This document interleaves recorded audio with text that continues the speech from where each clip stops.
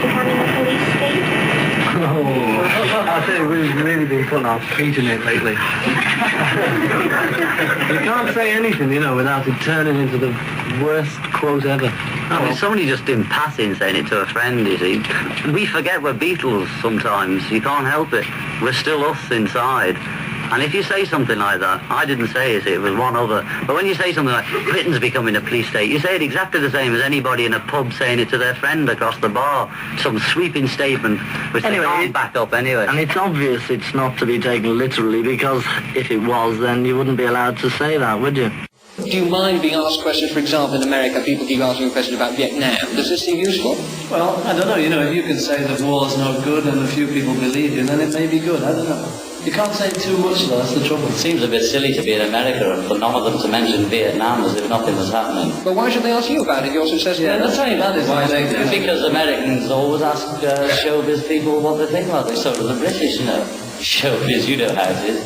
But I mean, you've just got it. You can't just keep quiet about anything that's going on in the world unless you're a monk. Sorry, monks, I didn't mean it. I meant actually. It doesn't matter about people not liking our records or not liking the way we look or what we say. They're entitled to not like us. We're entitled not to have anything to do with them if we don't want to, or not to regard them. We've all got our rights, Harold. I think our society is run by insane people for insane objectives.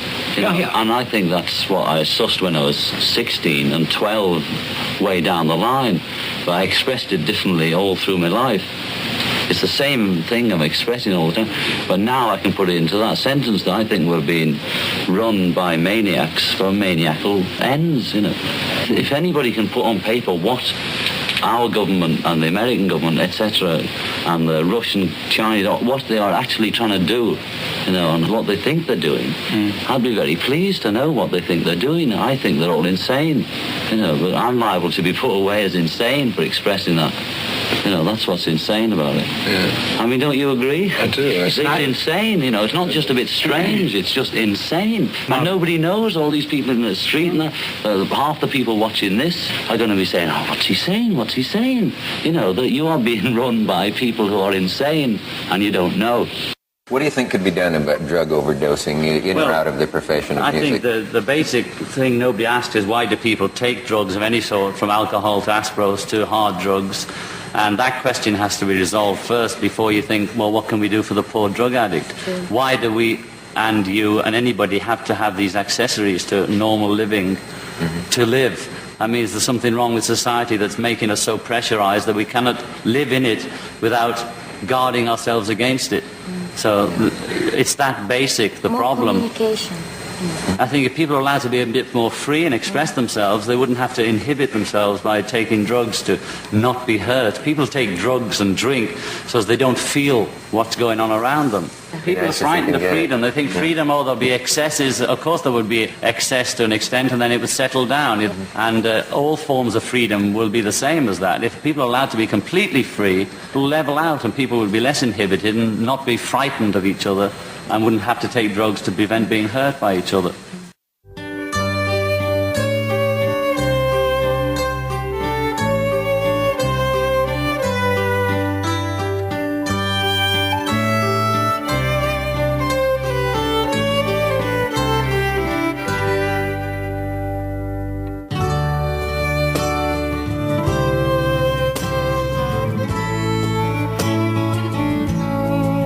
Welcome to episode 45 of Glass Onion on John Lennon.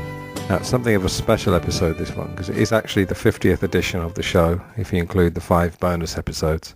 I will be celebrating episode 50 of the show proper, of course, so I'm milking it by mentioning it twice, but that's my prerogative. So today is John Lennon in 1972. It's the first part of a two-parter. It's a conversation with Mick Ord, who I will get to in a second. Now, the clips you just heard there were, in fact, John Lennon pre-1972.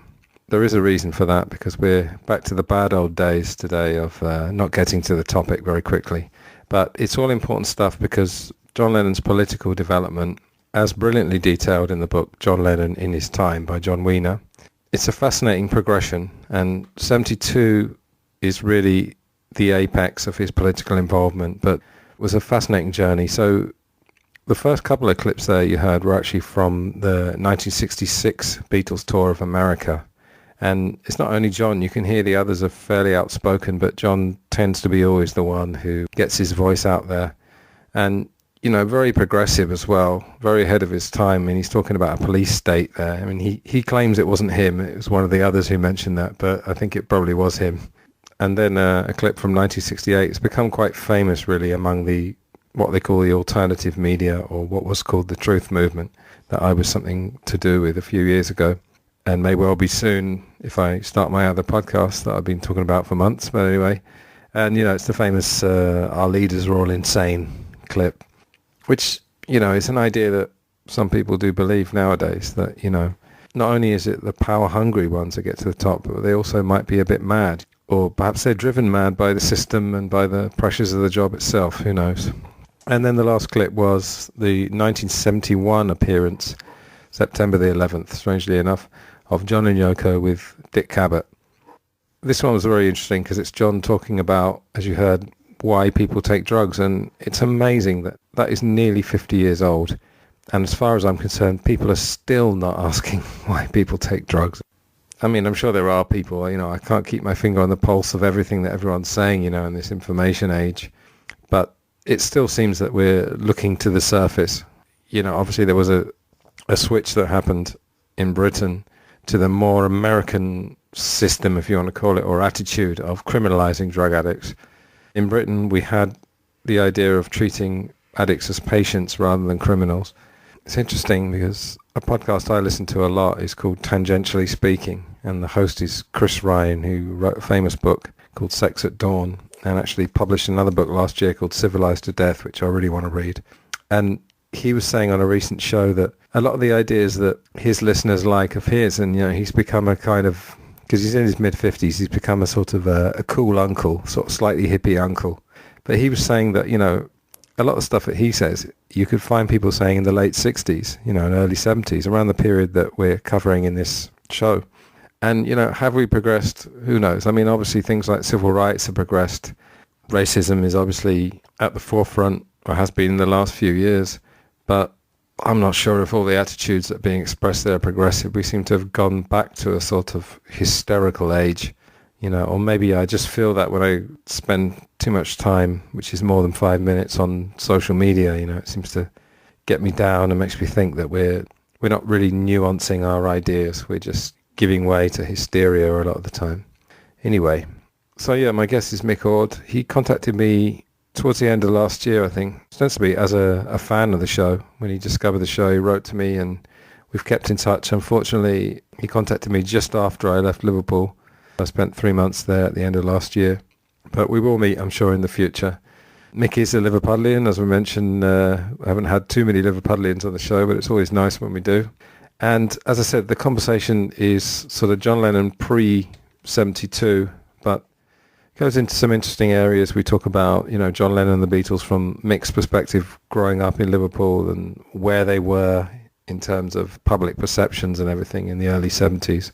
And then we do get to the news events and the music and the films of the year. So we don't quite get to John Lennon in 72, but we will be talking about that at the very start of next week's part 2. There are clips included. As ever, they're becoming a popular part of the show. Get some nice messages talking about that. So you will hear actually from Aldous Huxley later on. It's not a clip from 72, it's just related to something we talk about. And then you'll also hear from a certain American chess champion from around that time. Some of you will know who I mean. There's also a news report from a famous event from January 72 that Paul McCartney and John Lennon reacted to. So I've given you a little teaser there. I'm learning not to put in spoilers, as I said last week. So I think you're going to really enjoy this. As you'll hear when Mick introduces himself, he knows a little bit about radio and audio presentations, let's say. So yeah, nice conversation, and I'm going to stop rambling and let you get to it right now, and I'll be back on the other side with a few words. Enjoy.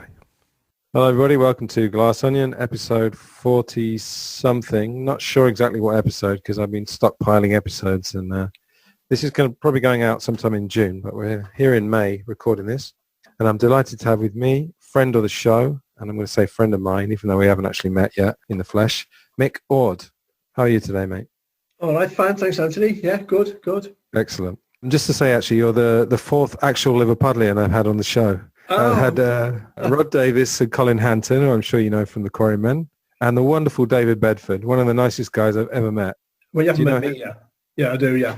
That's the thing, I haven't met. Yeah, I've just met you, so yeah. It might be a tie now. He's a good guy. I didn't quite make the Holy Trinity, but... All right, yeah. So apart from all those Liverpudlians, it's mainly been Southern softies and Americans talking about John Lennon. But no, generally it's great to have someone from Liverpool to talk about John Lennon. So can you just introduce yourself? And you also have a podcast as well. So can you tell us about that, please? Yeah, okay. Well, my name's Mick Ord. For donkey's years, I was the manager of Radio Merseyside, based in Liverpool. I worked at the BBC for a total of nearly 30 years, starting off as a reporter. And then I became a producer, news editor, became the manager. I was manager there for about 17 years or 18 years. I left there in 2012, where I moved to Media City in Salford, worked for BBC Learning, and then took VR, voluntary redundancy, in 2015, and set up a media relations consultancy. So I do media training, I do PR, and I do crisis comms training as well. Yeah. And the podcast? And the podcast is called the Baltic Triangle Podcast. It's been going for about 18 months now. It's based in the Baltic Triangle area of Liverpool, which is near the docks. It's the creative and digital area of Liverpool, I suppose. So lots of kind of what I call, at my age, new technology companies, music, arts, creative, gaming, all that kind of thing. And the Baltic Triangle podcast goes out every month.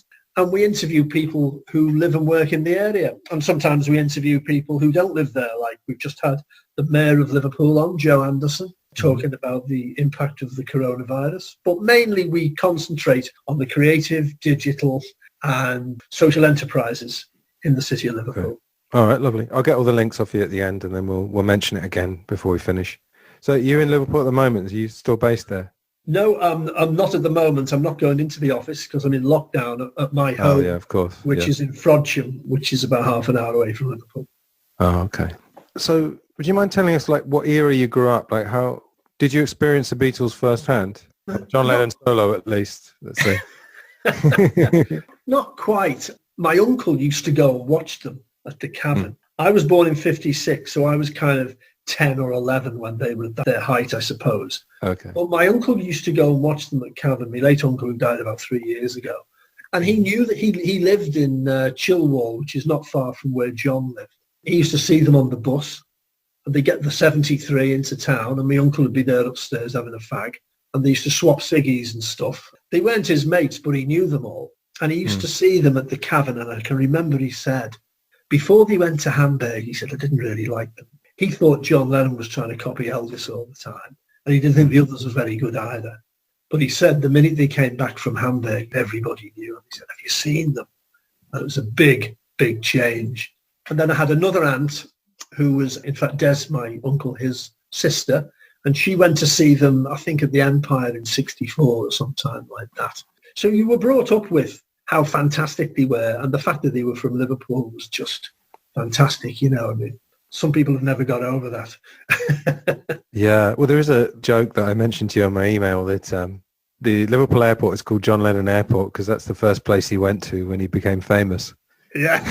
You know, it's a kind of a cynical joke, but I mean, the reality is that I think they did hold out for a while actually, but in the end they had to go to London. You know, they were ambitious, and at that time that was what had to happen. You know? Yeah, they had to. There's no question of that. And there was some, I mean, even I can remember in the late 60s, older brothers of mates of mine and that said, oh, Beatles, they left us for a year. I mean, the Beatles in tourism industry, as David Bedford has probably told you, is quite advanced for, you know, I mean, America would be giving you John Lennon burgers now. Britain's not like that, but nevertheless, until the kind of, I would say, the 80s, late 70s, maybe mid to late 80s, there were quite a group of people who didn't want to celebrate. I mean, it sounds mad now, but there's like a lot of the councillors, certain councillors were against it.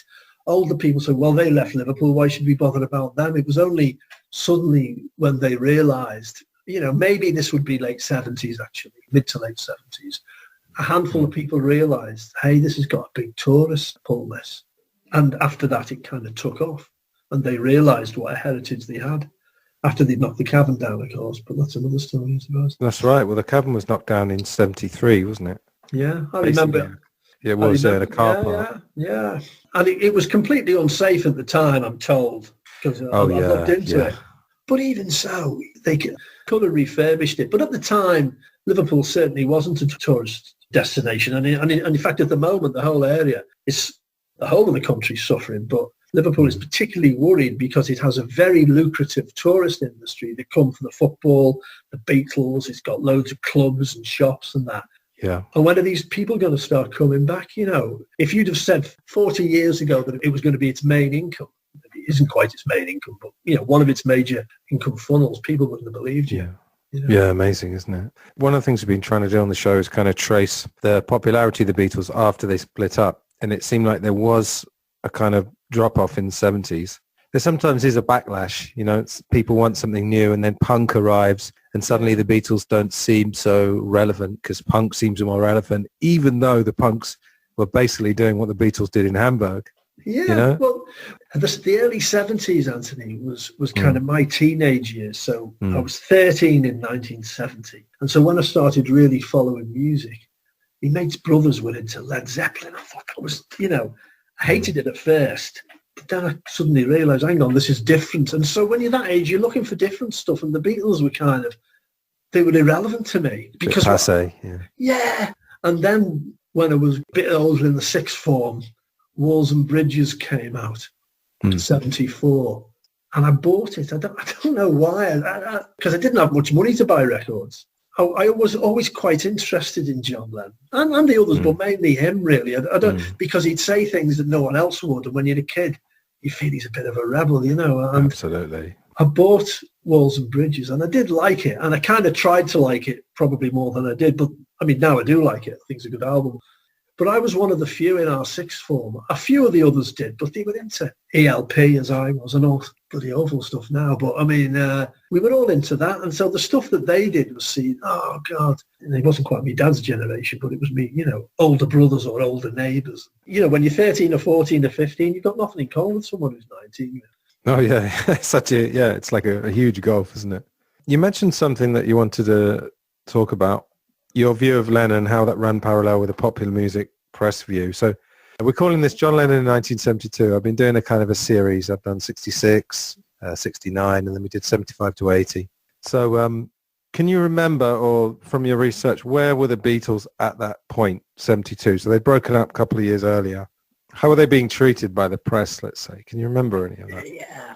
It's very difficult to make generalisations, but I will anyway, because otherwise you end up never saying anything, do you? But the zeitgeist, or the zeitgeist, in terms of the music press, was very much Lennon was the one behind the Beatles, the imaginative stuff, you know, the edgy stuff, the imaginative stuff. And McCartney, it was When I'm 64, Hey Jude, tuneful stuff, but not as edgy. And I think there was a bias against McCartney in as much as they thought he was the real one. Let's wait for the album. Well, the first John Lennon proper album, John Lennon Plastic Ono Band, I didn't hear when it came out. That kind of passed me by a bit. It was only in later years when I listened to it and some of the songs when I thinking, blimey, this is a forerunner in some ways to punk. I mean, it was very edgy. The simplicity of it as well, Yeah, and the kind of, when you hear Working Class Hero for the first time and he says the F word twice as a teenager, it doesn't get much better than that, you know, I mean. So I think there was that. And then when McCartney started, he did his first gig actually at the university, which I later went to at Nottingham in 1972. He played there with Wings. And I went to Nottingham in 75. And there were still people there who, it was legendary. He just turned up. And so I think he was starting to kind of think, well, look, you know, John's got his cutting edge stuff, but I'm actually gigging, because Lennon did very few gigs, did he? Yeah. You know? It's funny, isn't it? I was going to ask you about that later, actually, yeah. So, I mean, I think the music press were kind of a bit more sympathetic. And then I remember for a while I bought the Melody Maker. We used to get all the music press in our sixth form. And there was a series of letters in the Melody Maker that John had written, criticising Paul for all the Apple stuff, I guess. That's right, yeah.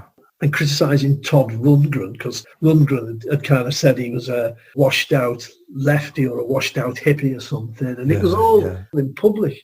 And then bear in mind that he was on a couple of years prior to that, he'd been doing the bedding and all this. And so he was in the media for being way out.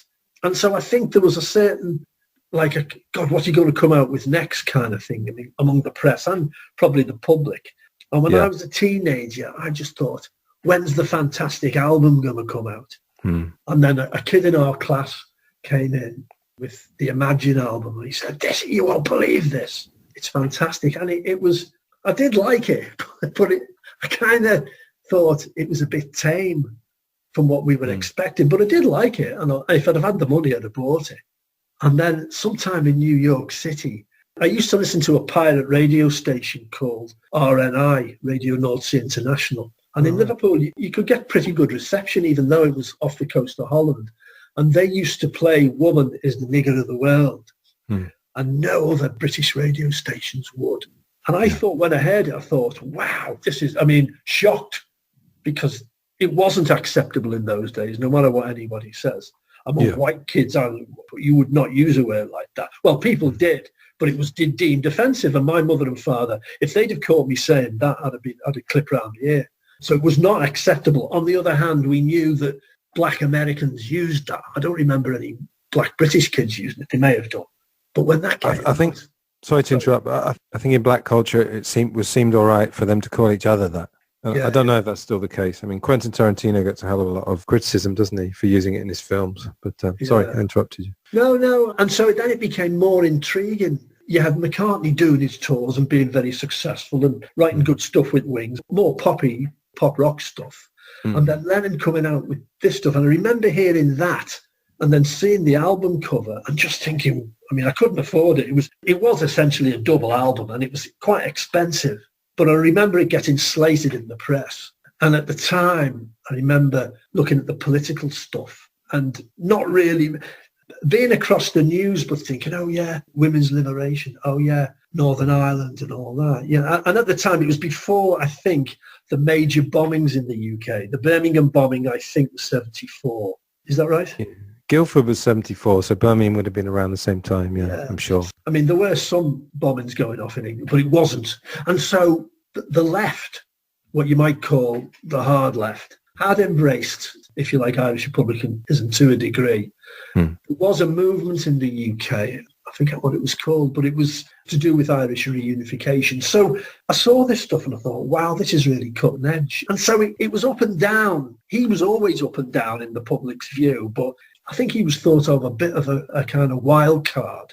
And some people in our sixth form loved Sometime in New York City. I can remember that. But we were into other things more than it. So he was still there in our consciousness, but not at the very front all the time. Sorry, I've rambled on a lot there. But no, you're right. I think that gives a kind of indication of where I was anyway. 72, no, that's great. I'd be like 15 or something like that, 14. That's great. No, I was preparing. I'm just showing you here. As usual, I've just got way more than... We'll be here all day if we try and go through all these. But I'd like to start by just talking about John Lennon's politics up to that point. And then what I'd like to do really is just look at the world events of the given year and then just quickly go through the albums and films. It won't take very long, but just to kind of give the listeners the idea.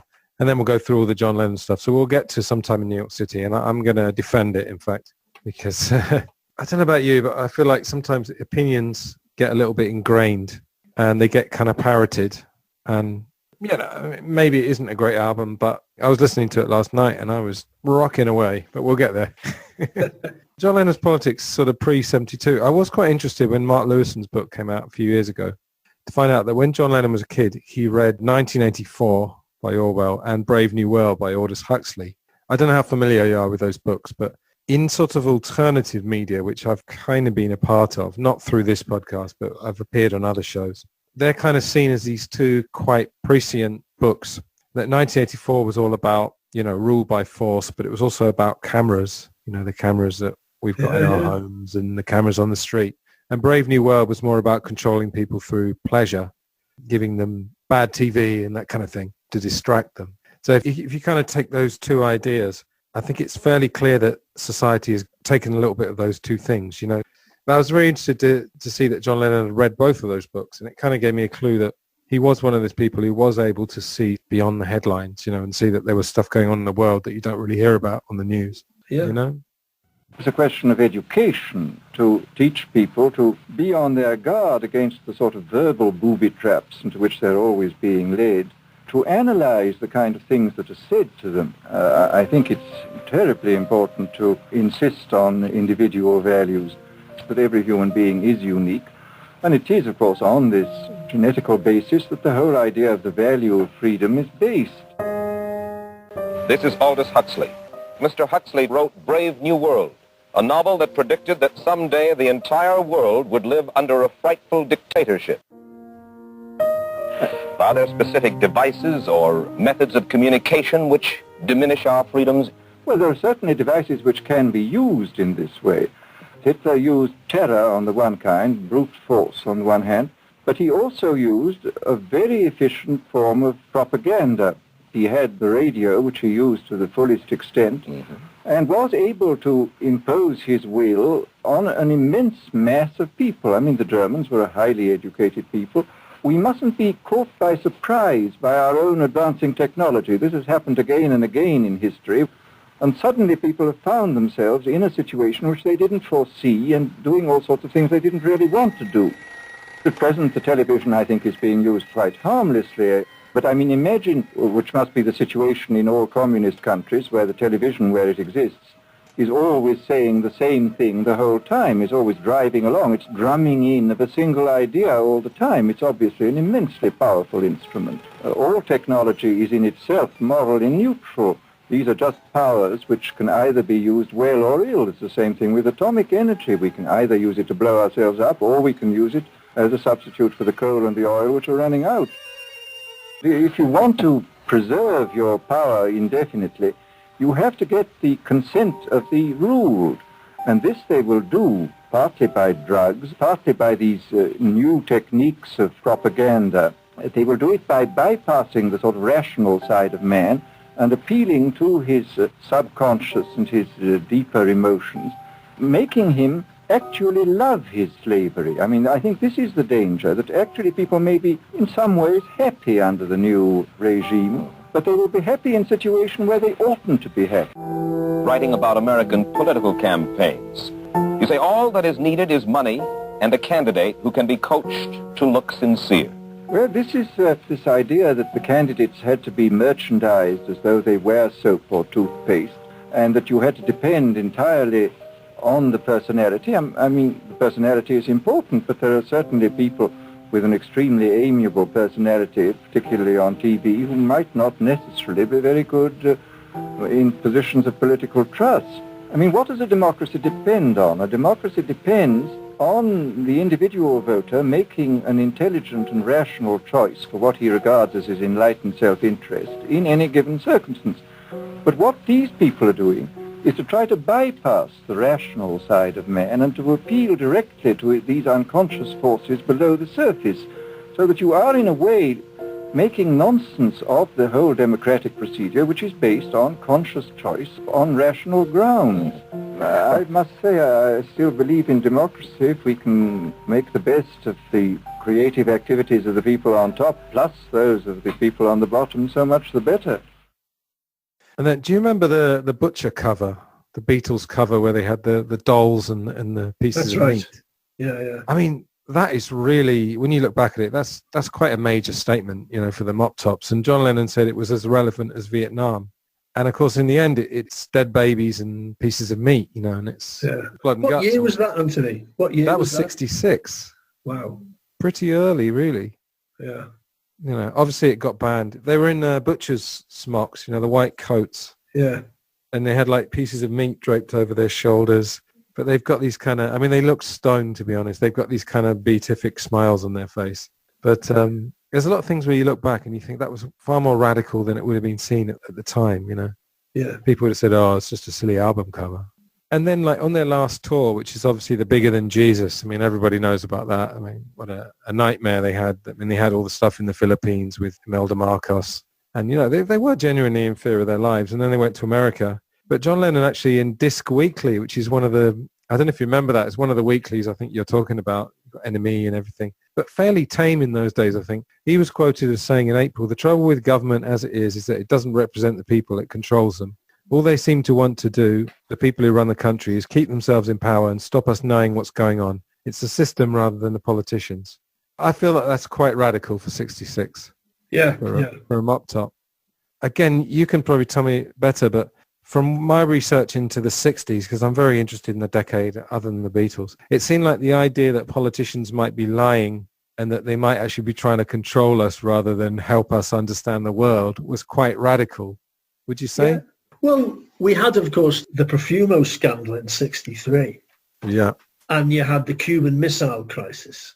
And Liverpool, after the war, I mean, blimey, they'd started the slum clearance before the war, but it was in major way after the war. And I think, looking back, I don't know, I don't remember the 50s, I only remember the bit of the 60s, but I do think I'm not that surprised that a sensitive kid would be aware of stuff that was happening in the big wild world that he had no control over. He did have a lot of balls and guts, didn't he? Yeah. And he'd engage his mouth sometimes without thinking what he was going to say, and then other times he did. And so for someone like him, what an opportunity, you know.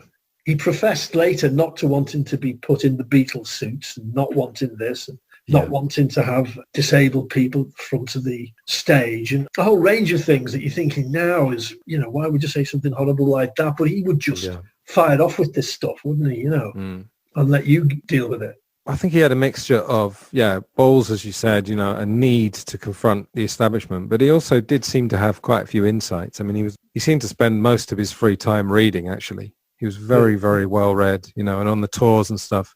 I mean, him and George went on holiday in, I think it was 64 with John was married to Cynthia and George was with Patty. They weren't married, but they were together. And George kept a diary, and some of the stuff in the diary is like, oh, John just spends all his time reading. You know, you can never hang out with him. Really? He's always got his bloody head in the book. Yeah, you wouldn't expect it. I mean, obviously they did hang out and they had their guitars, you know. But my theory is that he kind of just realized sooner than maybe most of his contemporaries that there is a lot that goes on in the world that you don't see on the TV, you know. That it's impossible for any news agency, whether they've got good intentions or not, to tell you everything that's happening in the world. So he was, like you said, a kind of a loose cannon, but I think probably ahead of his time as well. Yeah, I would posit. Well, one of the first British people, I don't know about America really, at that time, to come out and say stuff that was anti-establishment, for want of a better phrase. Yeah. I think the 60s was the time when stuff like, do you remember That Was a Week That Was with David Frost? Yes, the satire. That was more kind of satire, that was more poking fun at politicians. And of course, one way to sort of reveal the truth is through comedy, you know, through satire. But watching those old shows now, they just seem to be more just pure satire, more like piss-taking rather than actually saying, you know, these people might even be dangerous, you know, the wars they might be starting might not be for the good of us all, you know. Yes. And then late 60s, you've obviously got the song Revolution. John also said in an interview when he was promoting a stage version of his books, a famous interview, I'll probably put a clip of this, either like during the interview or at the beginning. Our society is run by insane people for insane objectives. And he said, oh, I'm probably liable to be put away as insane for expressing that. Yeah. And then the bed-in, as you said, what was your view of that? Or what do you think were people's view of that? Well, at the time, when was the bed-in? 69? 69, yeah. Okay, so I'd be 12, 13 then. I kind of thought, oh, what's he up to now? My mum and dad didn't like all that stuff. But for sure, you know, I think a lot of people of a certain class, thought, well, he's making a fool of himself now. I can remember a friend of my granddad's, he used to come and stay with us now and then. He couldn't believe that a lad from Liverpool would be doing that, you know, like hanging around with Yoko. What's her name? Yoko, you know, because later in the 70s, we were all led to believe by the press, the media, that the 60s was all loving and drugs and free sex and all this. And actually, when you speak to older people who were around at the time, it wasn't that much different from the 50s, really. I mean, I've spoken to people who are a good 10 years older than me. They said, we never saw any of that stuff. I remember we went into Liverpool city centre, I'd have been about 10, and we saw, my dad said, oh, there's some hippies over there. And we were kind of blimey. We'd seen them on the telly. We'd seen them on Top of the Pops. Maybe a few streets in London were, but for a load of people who said this to me, the 60s actually, for most ordinary people, it wasn't that much different from the 50s.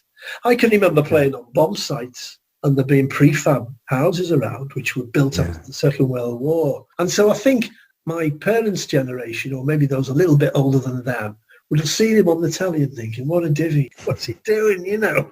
However, if you were younger, I mean, if you were 18 and 19 and 20 and you were of a certain political persuasion, if you were left-wing or left of centre, you probably thought good on you.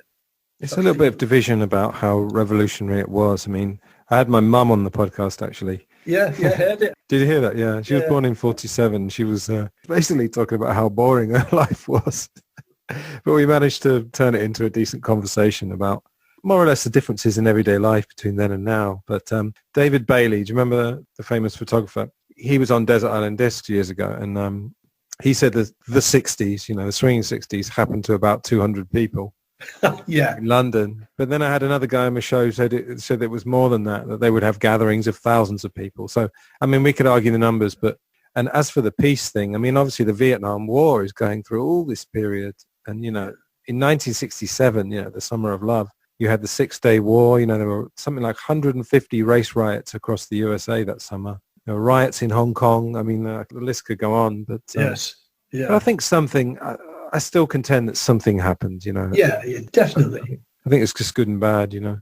I think the old British establishment, some would say it's returned with a vengeance, but I mean, the old British establishment of Eton-educated Oxbridge, you know, when Macmillan went and Harold Wilson came in, and the white heat of revolution, or whatever you called it, and the opening of the comprehensive system, although they all had the criticisms, it must have had an impact. It just happened to coalesce within a period of 10 years or so. And if there are tectonic changes happening in our society now, they certainly were happening then, weren't they? Oh, yeah, definitely, yeah. And I think what we're going to get onto really is Vietnam, because in November, just to backtrack, they actually did 2 bed-ins. The second one, which I think was the one in Canada, it was where they recorded Give Peace a Chance in June, I think it was. In November of that year, there was a moratorium to end the war in Vietnam in Washington. There were supposed to be about 500,000 people. I wouldn't be the one to have to count them, but and you actually had Pete Seeger, you know, who's kind of an old left activist figure. He was leading them in singing Give Peace a Chance. John wasn't actually there at that time. But, you know, you got 500,000 people singing that song, which is quite amazing. Yeah, I mean, the guy had an impact. And then in like 1970, he did Plastic Ono Band, which you mentioned earlier, which is a kind of a mixture of him talking about his private pain, you know, and his private transformation. You know, he'd done the primal therapy, which is famous. Then you had Working Class Hero as well. What do you think was John Lennon's social status? Was he working class? Because we know that Woolton is kind of middle class, but he did actually grow up in the Penny Lane district for 5 years. Yeah, well, what do you think? He spent the first 5 years in Penny Lane, but I don't think he'd have remembered much of that, I don't think. Yeah. Newcastle Road. Yeah, that's right. And I think Mather Avenue is definitely middle class. When you see photos of him from the 50s when he was at school and stuff like that, he looks like a middle-class school kid. If you want to really get a microscope down, it would be lower middle class, I would say, which is a similar upbringing to me, to be honest. Same here, yeah, exactly the same. Yeah. My dad was a teacher. My mum was a typist when she was working. Although his auntie and uncle were kind of middle class, I don't think they have a huge amount of money. They weren't going to, you know, abroad. People didn't go to holidays abroad and all that in those days. Yeah. But he'd have gone to seaside in the UK, and whereas you were a working class kid at the time. New Brighton Beach, maybe. Yeah, New Brighton. Yeah, maybe. I was interested when I talked to Colin Hanton, the old drummer with the Quarrymen. He just had a book out recently. They're making a film as well. It should be out this year, I think. He told me that John Lennon didn't actually get into a lot of fights. And Rod Davis said the same. He'd tend to be more verbal than physical. He had a good command of English. And yes. They had the wit from a very early age. Well, I saw when Ringo came to Liverpool in 2008 for the Capital of Culture, they did some interviews with him. And he hadn't been back to Liverpool for donkey's years. And they were asking him about it. And he said, oh, yeah. He said, I remember playing around Huyton and all these places like that. And he said, I've still got the scars on me back to prove it. And it was a joke. But there were a lot of kind of in the 50s Teddy Boy gangs and stuff like that. And I did hear, you probably know better than me, Anthony, but I did hear a rumour that they played somewhere in Huyton or somewhere. And the local lads, the girls were flocking to the front to see John because his eyesight was so bad, he didn't realise that the lads were there and he was kind of flirting with them and they had to leg it afterwards. And then someone else told me that he had a reputation as being a bit of a bully. But if you stood up to him, he'd back away. Yeah, or he'd was respect not you. I think. Yeah. If he could bully you, he probably would. In kind of tame terms, in kind of terms of banter. And maybe he'd have a go at you if he felt he could beat you, you know, which is classic bully behaviour, isn't it? Not a major bully, but just someone who'd have a go at you if he saw a weak spot and he was stronger, you know. But I think if you stood up to him, he'd probably leg it, you know, as you say. Yeah, and the quarrymen reckon that, you know, once he respected you, he'd be a great friend, you know, give you his heart kind of thing. It's kind of like a bully with a heart of gold, let's say. Yeah, well, we've all had mates like that, haven't we, you know, at school and that, you know. The gig you're talking about, actually, one of the early ones is Rosebery Street in Toxteth. Oh, right. Oh, yeah. Yeah. It was some sort of event and they were playing and, the girls were into him and there were some local lads and they actually had to run into somebody's house. That's right, yeah. That's in the Dingle, which is part of the of Toxteth, but yeah. That's right. Well, my dad told me years after that a friend of his had a church hall, or used to put on dances in the church hall, St. Barnabas in Allerton, which is not far from where John lived. Oh, yeah. And they used to call me dad round sometimes to stand on the door. And he said there was always trouble when they went. But what he told me was they'd nick each other's equipment, the band, and there'd be a bit of a ruck. But it was not extreme violence, but there was always a few likely lads hanging around, trying to get in without paying and all that. I mean, Dad was a fairly big guy who could look after himself. So the guy who organised the parish dances used to say, oh, you know, John, do you want to come round? We've got the Beatles playing. They always attract a big crowd, and there's always a bit of trouble. Now, this would have been early 60s, I guess. And I remember he told me years later that he was not remotely interested in their music. They used to have him at this parish hall just in case it got a bit tasty.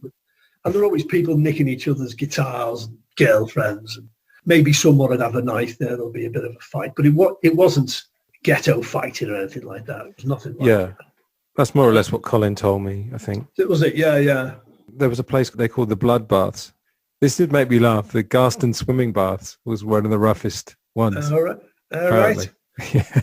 I remember going to Garston baths in the early 80s. They changed it now, but all right, yeah. Well, I mean, there was gangs and trouble, all kind of places, as there always has been in cities, you know.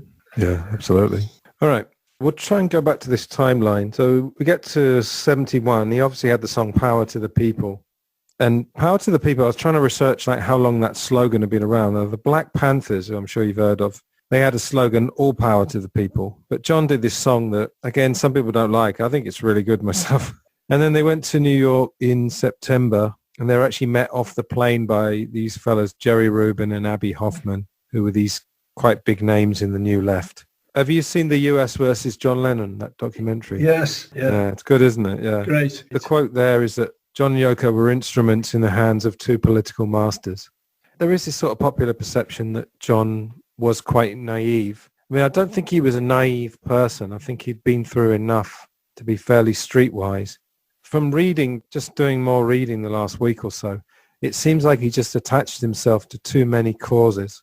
Perhaps if he just focused on Ireland, which obviously with his roots he would have known something about. And obviously Vietnam is an extremely worthy cause, anti-war. But then he got involved with Michael X and Han Ratty, and I think probably had trouble saying no to people. You know, I think that's one of the problems. But I imagine you're familiar with John Sinclair. Yeah. I mean, this is incredible. He got 10 years in maximum security for selling 2 joints to an undercover policewoman. And we've all got opinions about whether going undercover is fair, because obviously you are trapping someone who is doing a crime.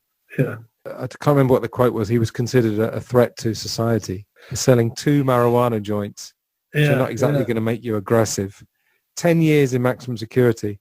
They had a famous rally in December, 12-hour rally, which John Yoko appeared at. And he was actually released a couple of days later, which they obviously considered a big victory. But I was reading something that someone said some people felt that it might have been a setup to make them continue their activities so then they could get kicked out. Oh, God, blimey, there's a conspiracy. Yeah. Yeah, it is, yeah. I mean, it's just something I read, you know. I don't really have an opinion on it either way. But what's your overall feeling about his political activities? Well, Fred Seaman said, didn't he, that he became a Republican. Yeah, that's pretty disputed. I'm sure. His life, yeah. I can imagine him winding up, because he was talking about his uncle who was an old commie. That's right, Norman Seaman. He was probably winding him up a little bit. when he went to New York in 72, he must have been you can tell by listening to the music on Sometime in New York City that he was so excited to be there. I mean, one of the songs I do like of Sometime, and there aren't that many, to be honest, but one of them is New York City, and what comes over, I mean, it's a standard 12-bar blues job, isn't it, really? But you just get, wow, it's great to be here. And after being in the hammer for so long in England and getting stick from the press and why don't you do this and all that stuff I was talking about before, about the older generation. And he goes in there and, you know, when you go to New York for the first time, it must have been so exciting. I completely understand how someone in his position would have been maybe taken in by one or two people on some courses that maybe he regretted later. I don't really know. I remember him being interviewed or reading about the interview that Tariq Ali did with him. That would be about 1970, was it, Antony? 71, that was Red Mole, yeah. Red Mole, yeah, you know. And Tariq Ali seemed to be very impressed with him and thinking he knows what he's on about. It was that era, wasn't it? Political consciousness among black people, among Irish people in Ireland, and among radical people in Europe. And although we didn't have the level of trouble and violence that they had in France and all the rest of it, there was a political consciousness raising, and he seemed to be part of it. He seemed to drop it quite quick as well, though, when his personal circumstances got more difficult. Because, I mean, in the film you mentioned, the US versus John Lennon, and the stuff that still hasn't come out about that, isn't there? You know, you think, I'm sure, yeah. To be under that pressure for that amount of time and be one of the most famous people in the world, you're thinking, well, no wonder he kind of dropped him a bit. Yeah, I think he was probably, I don't know if he actually felt in fear of his life, but I don't think he was too far from that because he was involved with, I don't know what your opinion of Bobby Seale is. He seemed to come across okay in that US versus John Lennon, but I think John Lennon was almost perhaps sort of dipping his toe in the water of this world, but he's dealing with street people like hustlers who've probably been hustling for years. You know, this is their world. Yeah. And as you said, he's got all the pressure of probably having to maintain a certain level of music because of his reputation. He's got the fame. There's some other stuff I've read. I can't remember off the top of my head, but there were some very strange events. Obviously, we know his phone was being tapped, but he'd get all kinds of mail, just these weird messages from people. And have you ever seen the footage of the guy outside his house in Tittenhurst Park who turned out to be a Vietnam vet? I wanted to come here. He gave him a cup of tea, did he? Or some breakfast. He gave him some food or something. Yeah, I thought John Lennon came out of that really well because he's talking to this guy on a fairly equal level. It doesn't sound like he's coming off as a big star. He's explaining to this guy that these lyrics are not about you, you know. You might think they are, but I'm not writing about you because I've never met you. You know, I'm writing about myself and I'm writing about Yoko. Don't confuse the songs with your own life. I mean, they might have relevance to your own life, you know, but a lot of things do. So we met, you know, I'm just a guy, man, who writes songs, you know. Yeah, I figured that if we met, I'd know, you know, just by reading. But know what? You know? But it all fits, you know. Anything fits, you know. If you're tripping off on some trip, anything fits, you know. Remember that one, you can radiate everything you are, you can penetrate anywhere you go? Yeah. I was just having fun with words. It was literally a nonsense song, you know. They just take words and you stick them together, and it's like throwing the I Ching or something. You just see what happens. You take a bunch of words, you throw them out, and see if they have any meaning. Some of them do, some of them don't. You weren't thinking of anyone in particular when you were singing all that? How could I be? How could I be thinking of you, man? Well, I don't know. Maybe I don't care me, but it's all somebody. I'm thinking about me, or at best Yoko, if it's a love song. But that's it. I'm basically singing about me. I'm saying, you know, I had a good shit today, and this is what I thought this morning, and, you know, and I love you, Yoko, whatever. I'm singing about me and my life, you know, and if it's relevant for other people's lives, that's all right. See, that last album of mine was me coming out of my dream. I mean, you can last your whole life on that dream, you know, and then it's all over. You know, you talk in the 60s before, Antony. One thing we haven't mentioned has been the Bible Belt and more popular than Jesus. Oh, yeah. 66, you know, that must have had a massive effect on them, and particularly him and the way his life ended, for crying out loud, you know. So to do all that, you're kind of just thinking, well, fair play to you. Because didn't he win the Man of the Decade in the Times or something like that? Yeah, the end of 69 he did. I mean, was that the Times newspaper or something? Or some establishment? I think he was interviewed by ITN. Right. There may be some other people who might think, well, hang on, there were others around at the time. But he's just thinking, wow, what an amazing personality. And yeah, young, making mistakes, maybe a bit naive. By the time he was mixing with Bobby Seale and them, really speaking, he'd have been out of any sort of street life, if you like, for 10 years. In your 20s, he'd had a kid and all that. He was a long way from all that stuff. I read the other day, sorry, this is rambling again, that he'd got a job on a building site in the 50s to pay for one of his guitars. Yeah, he did, yeah. He lasted a few weeks or something. And then in Look of the Irish, he says, in the pool they told us the story. And at the time in Liverpool, in the 50s and 60s, after then it went into economic decline. But before then, you were still getting Irish people coming over from Liverpool for jobs. Quite a few of my friends' parents came over then, early, mid-late 50s. So he would have met some of these people who he wouldn't meet in Allerton on Mather Avenue, but he might meet on a building site or something like that. And I've always wondered how much that influenced some of this, you know, because I think he liked the idea of someone standing up to society, standing up to the establishment. And so stuff like that can start in little seeds and then grow a little bit, can't it, you know? And so his political views, to go back to your original question, I think probably had the seeds then. And there's a bit of a rebel because his auntie certainly wasn't like that. But then when he did get in too deep, he probably thought, do I really need this, you know? Isn't there a song on Mind Games, which is taking the mickey out of that? Free the People. I always thought that was a piss take on that. Of himself almost. Not a very effective piss take, but Free the People, F-R-E-D-A, waving your hands in the air and all this. And I just think, I wonder whether that was I'm away from all that now. I don't know. It seemed almost like the kind of death throes of that period of his life. He dropped it very quickly. I mean, it did all culminate. Well, we're going to get to this in a minute, but it culminated in Nixon's landslide in November 72. That was the end of it, really. I mean, that's when the FBI lost interest in John Lennon. I mean, the Immigration Service was still interested in kicking him out of the country, but it really came to a head then. Wasn't he also seen at one of Jimmy Carter's fundraising dinners? I'm sure I think he went to the inauguration in 76. Oh, was it the inauguration? I thought it was a fundraiser. I mean, he may have done, because like you were saying, he never actually did any proper touring. He just did mostly charity concerts, didn't he? Lou Grade, he did the Jerry Lewis Telethon. Yes. He did like random stuff. And then obviously he turned up and did a few songs at activist gigs. You know, he played the Apollo in Harlem. And there's too many events to go through. But if I just give you like 3 or 4 of the world events of 72, and then if you want to comment, obviously there was Bloody Sunday, was January the 30th. British Army killed 14 unarmed nationalist civil rights marchers. The conflict in Northern Ireland, known as the Troubles, began in the 1960s and lasted for more than 30 years. In 1971, a new law was introduced giving the authorities the power to indefinitely detain people without trial. On the 30th of January 1972, a civil rights march took place in Londonderry in protest. Troops were deployed to the city. The march began shortly after 3 p.m. The intended destination, the Guildhall in Derry city centre. However, army barricades blocked marchers from that area and the majority of people were directed towards Free Derry Corner in the Bog Side. Some protesters lagged behind, and after skirmishes between young people and the army, paratroopers moved in to make arrests. Just before 4 p.m, stones were thrown and soldiers responded with rubber bullets, tear gas and water cannon. At 7 minutes past 4, soldiers made their way down William Street with orders to arrest as many marchers as possible.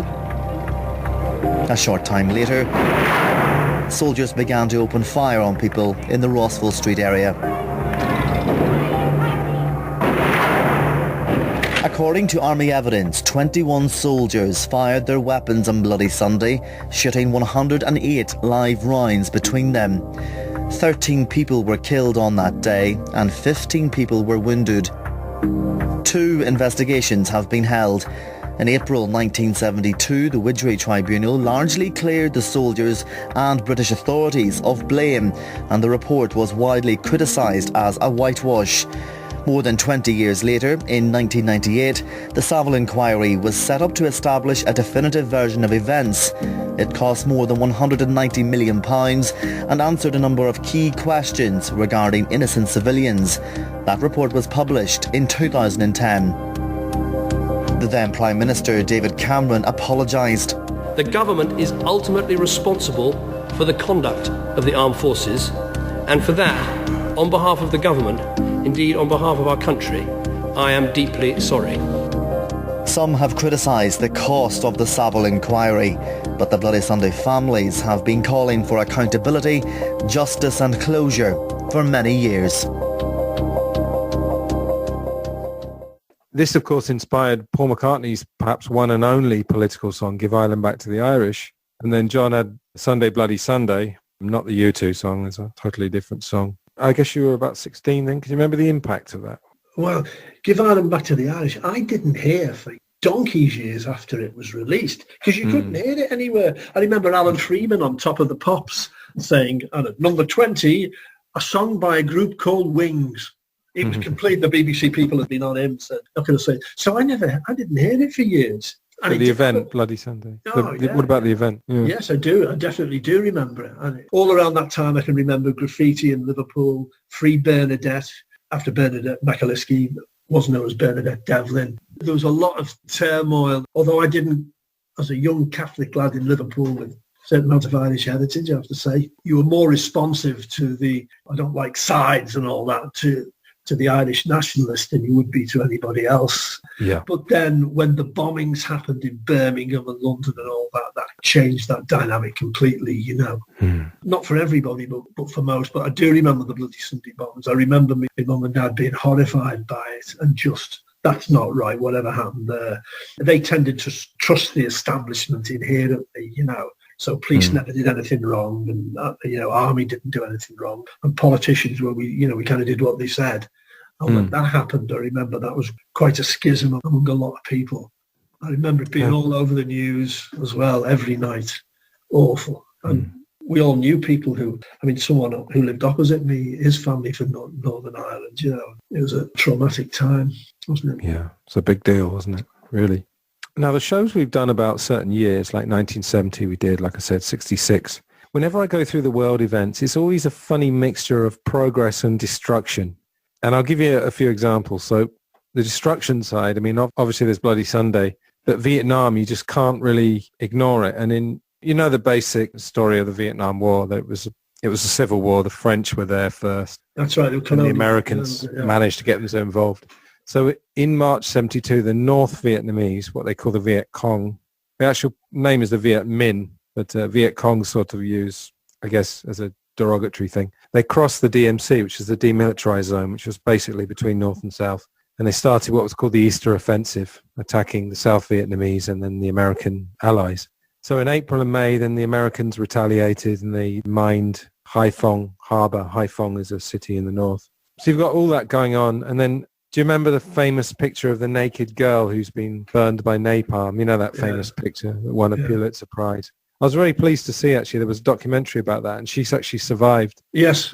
But she did survive and have something of a decent life. But then on the other side, Nixon wasn't all bad, because during his presidency, in April, you had 70 nations sign the Biological Weapons Convention, an agreement to ban biological warfare. Nixon and Brezhnev signed the Anti-Ballistic Missile Treaty. And then there was the UN Conference on the Human Environment. And this was around the time that environmental awareness was really starting. But then, of course, the turd in the punch bowl of all that good work was Watergate. Yeah, tricky dicky. And then Nixon and his chiefs of staff were taped talking about using the CIA to obstruct the FBI's investigation into the break-ins. Obviously, All the President's Men was the famous film. Oh, yeah. Another one that I was quite interested in, Spassky and Bobby Fischer, the chess. Yeah, well, on the news every night. Chess. Was it? Yeah. Yeah.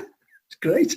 Yeah, it was in Iceland, wasn't it? And Fischer is an amazing character. Wow. Anyone who hasn't seen, there's a documentary called Bobby Fischer Against the World. Amazing. There was all these kind of politics, and Fischer was complaining about the light, and then he walked off and he forfeited 2 games. And oh, my God.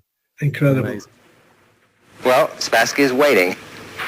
Right, and waiting and wondering whether Bobby will show or not show. and there's absolutely dead silence in the hall. Spassky is pacing, he's nervous, and... Wait, here comes Fisher, coming on the stage saying that he was caught in traffic, and I think Spassky was visibly relieved. And also perhaps pained.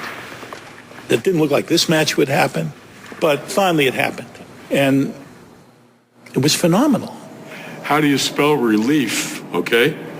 Now, for the first time, we're looking at Bobby Fischer, the man that 8 times has won the United States Open Championship. I remember saying on TV at one point during the match, I said, we're really lucky to be alive at this moment when Bobby Fischer is playing Boris Spassky.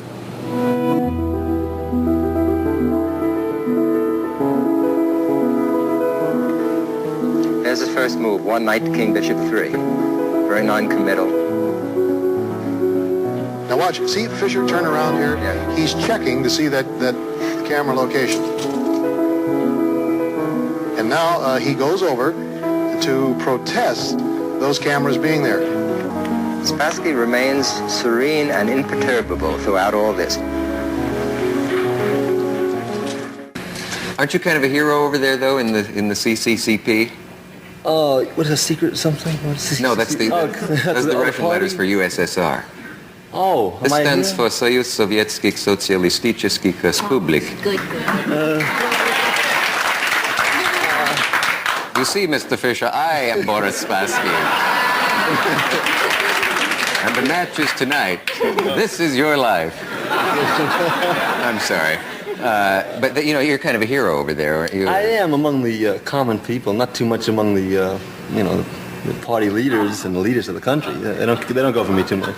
They say very nice things about you for export, but I understand that in their local magazines, right, which then come over here in translation, they talk about the unfortunate aspects of your character, which they find it unpleasant to have to report. Yeah. Do you read those things? Oh, yeah, I read them. I keep up with what they're saying. They're just making me mad, helping me. So I enjoy it. Yeah. Could anger hurt your play if you were angry during a game?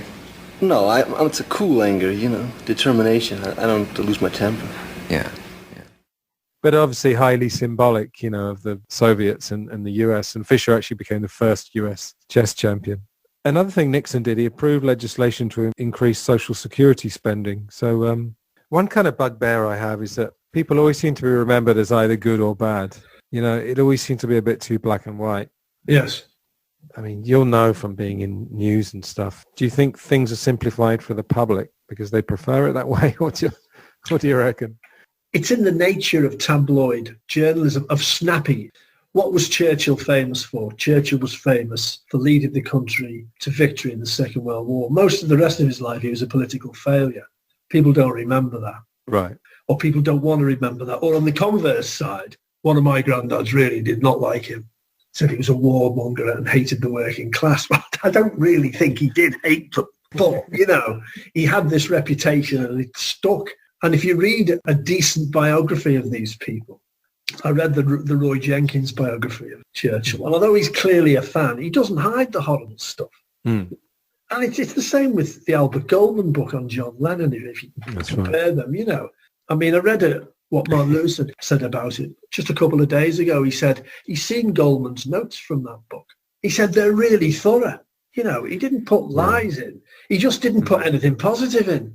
And so, in a sense, that's worse. But, if you're going to get a whole picture, you've probably got to take on board what Goldman says about Lennon, as well as the nice things that have been said about him. And the same with anyone like that. And I think tabloid journalism, I'm not getting at the newspaper variety because it happens in radio and TV. And I spend most of the time in radio.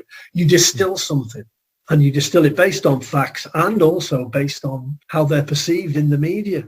So if one part of the media says Churchill won the Second World War for Britain, then 10 years later someone else is going to say that. And I don't think you get a proper view of history. And this is a common view till 50 or 100 years after. How are they going to look at Tony Blair in 100 years' time? He's very, very unpopular now. Johnson, how are they going to look at him? We're so close to it, aren't we? I do think also we're quite tribal. So if you're slightly right of centre, you'll tend to see things. Sure. I'm right of centre, I'll see that, or left of centre as well. So, it's a difficult one to call that. It is. Yeah, talking about someone else who was a failure was Oskar Schindler. Last year I read Schindler's Ark, and I rewatched Schindler's List, and it was interesting. He had lots of failed businesses, and then he failed basically after that as well. So he just had this one huge success. Oh, I love that film. I haven't read the book. Yeah, the book is amazing as well. I mean, the book is very long as well. When you read it and then you watch the film almost seems like a highlights reel, even though it's like 3 hours. Because, you know, if you ever tried to film a book, I mean, you're talking like 12 hours, you know, you can't possibly do it. But, yeah, it was very well made, definitely. But, yeah, you're right. I think there's just so much going on in the world that I don't think the public can handle too much nuance with every news story, particularly now with 24-hour news. It's just going to be too much, isn't it? I mean, absolutely. You've got to simplify it to some extent, you know? You have to. But choose the stories that you read a lot about and listen a lot about, which is what you do. You kind of cherry pick the stuff, don't you? You know? You've got to, yeah. I shouldn't really plug a subscription site, but I'm a really big fan of the Tortoise Media website. Oh, okay. It's what they call slow news. So they don't do news on the day, but they'll look at, say, the way in which the COVID-19 epidemic's been handled by the politicians or the medical profession. They'll look at specific things, and it's fairly detailed stuff, but well written and easy to follow. And to find something that's quality and yet understandable is a bit of a bonus, really, you know. Yeah, because you can do a sort of more sober analysis, because I think this, especially with social media, there's so much, I would call it hysteria. So other people call it reaction or triggering. When you're in the midst of it, you know, and social media is so notorious for having all these kind of trigger points.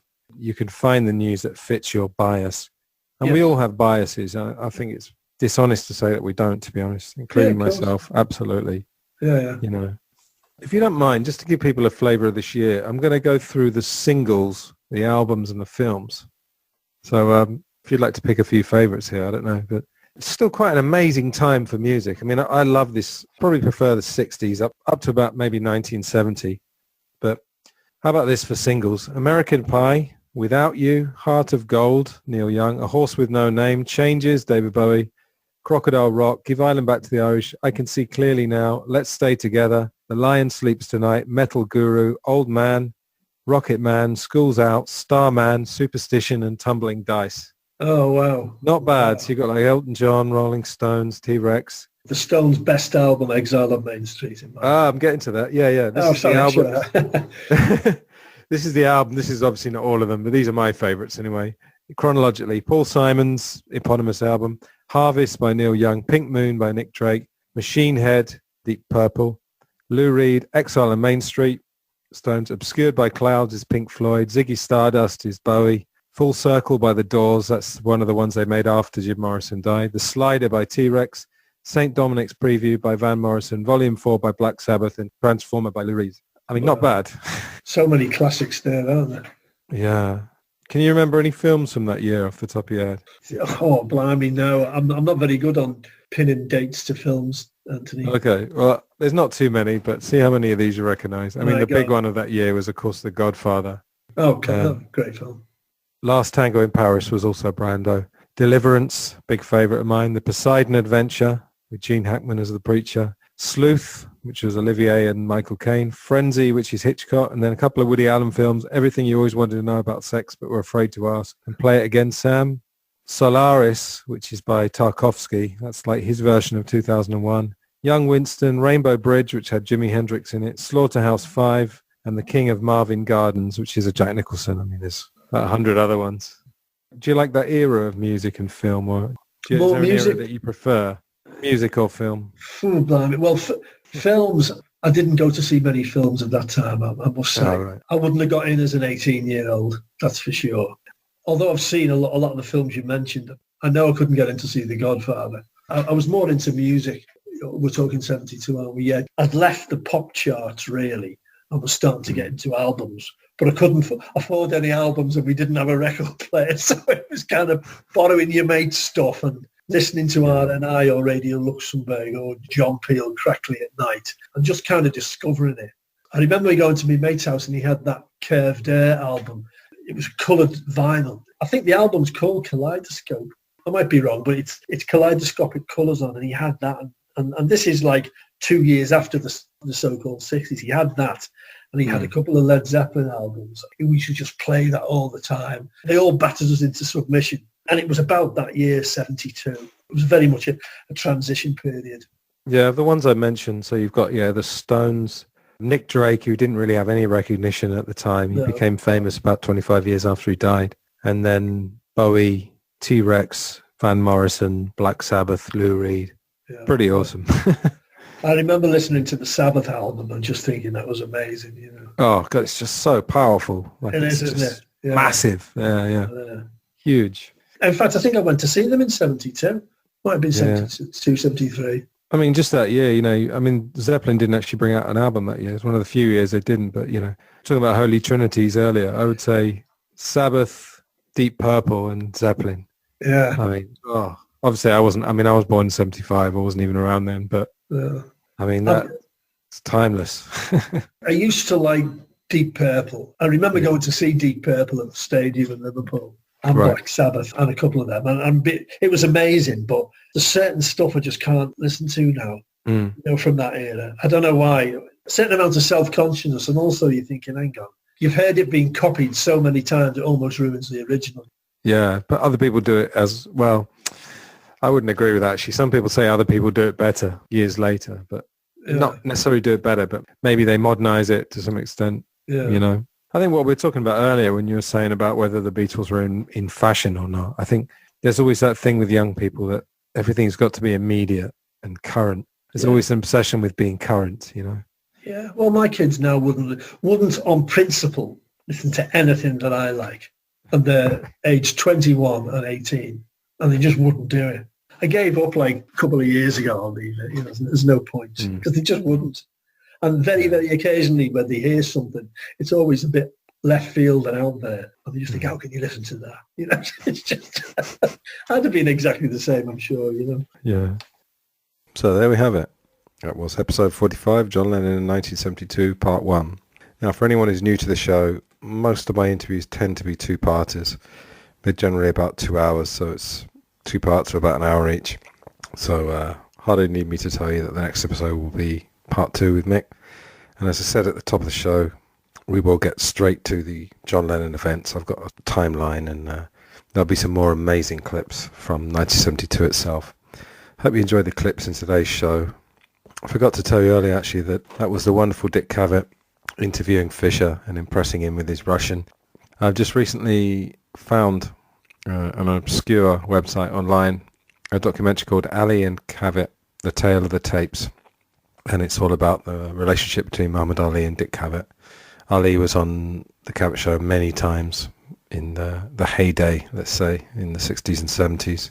And there's also a lot in that show about Ali and the Nation of Islam, also known as the Black Muslims, although he said that was a media term. He didn't like that term himself. But great stuff.